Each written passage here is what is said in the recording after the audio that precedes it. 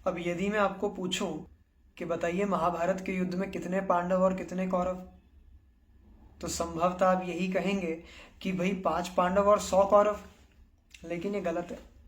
5 पांडव तो थे, लेकिन कौरव 100 नहीं थे, कौरव 101 थे। जी हाँ, 101 कौरव। ये कैसे होता? ये है कि जब महाभारत का युद्ध होने जा रहा होता है, दोनों सेनाएं आमने सामने खड़ी होती हैं। पांडवों की 7 अक्षौणी सेना और कौरवों की 11 अक्षौणी सेना। जब टोटली 18 अक्षौणी सेना खड़ी होती है आमने सामने, और युधिष्ठिर जो है, युद्ध शुरू होने के ठीक पहले युधिष्ठिर एक घोषणा करते हैं। युधिष्ठिर कहते हैं कि मैं सभी को सावधान करना चाहता हूं, इससे पहले समर शंख फूंक दिया जाए, इससे पहले महाभारत का ये धर्म युद्ध शुरू हो, अभी भी यदि कोई है जिसे अपने दल बदलने हैं, जिसे पांडवों से कौरव की ओर और कौरवों से पांडवों की ओर आना है, तो वो आ सकता है, धर्म अधर्म का मार्ग चुन सकता है।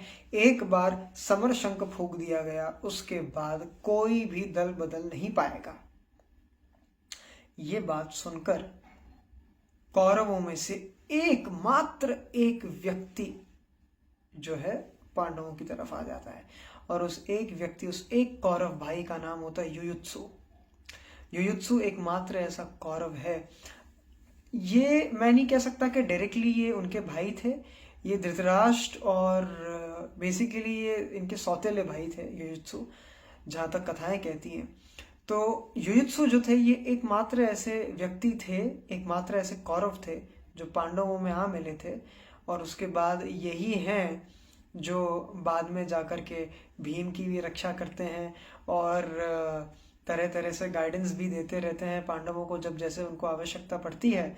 तो इसीलिए 100 कौरव होते हैं और 5 पांडव, लेकिन असल में 101 कौरव होते हैं। वो एक कौरव की गिनती युयुत्सु की इसलिए नहीं होती क्योंकि युद्ध से पहले ही वो कौरवों का पक्ष छोड़ के पांडवों के पक्ष में आ जाते हैं, और यही वो युयुत्सु है। जब महाभारत का युद्ध हो जाता है, पांडव जीत जाते हैं, युधिष्ठिर का राज्याभिषेक हो जाता है, और जब राजा परीक्षित जो हैं वो इस